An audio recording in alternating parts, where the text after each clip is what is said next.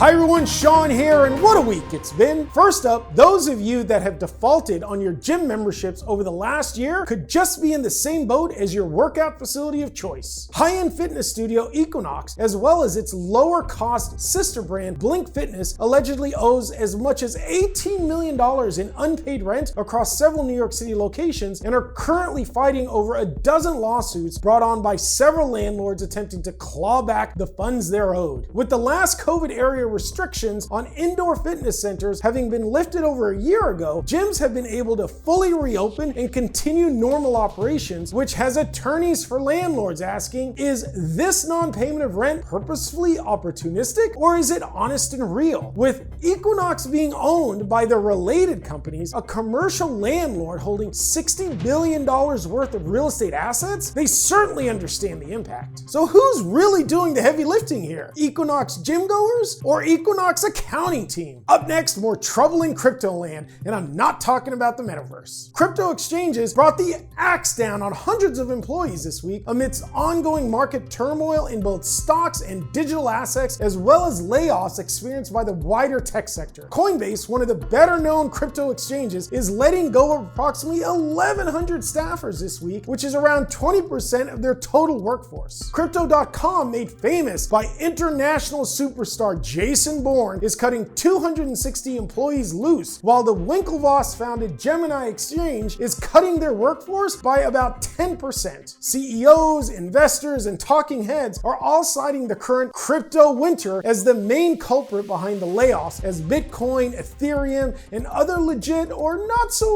legit coins have retreated by double-digit percentages in recent weeks. So how close are we to abandoning this whole Web3 thing and begging for a return to the good old centralized internet? Only time will tell. Last up, the euphoria felt by residential real estate agents just a few months ago is now turning to anguish as the housing market finally begins to show signs of retreat from its overheated remote work-driven peaks. Redfin and Compass, two well-known brokerage firms that became popular with clients and agents through their tech-forward business models, are both conducting a round of employee layoffs, with almost 1,000 staffers being let go across the two companies over the previous week. Both firms are citing increasing mortgage rates as core business causes to the downsizing, with rates having skyrocketed from below 3% just a few months ago to a whopping 6% as of this week. And guess what? That was before the Fed's monster 75-point rate hike on Wednesday. So what's next? Is the taming of record high inflation destined to destroy the residential unicorns that have benefited from the recent housing bubble? I suppose the next several interest rate decisions by the Fed will be telling. This is Sean Black signing off from New York, and we'll see you next week on What a Week.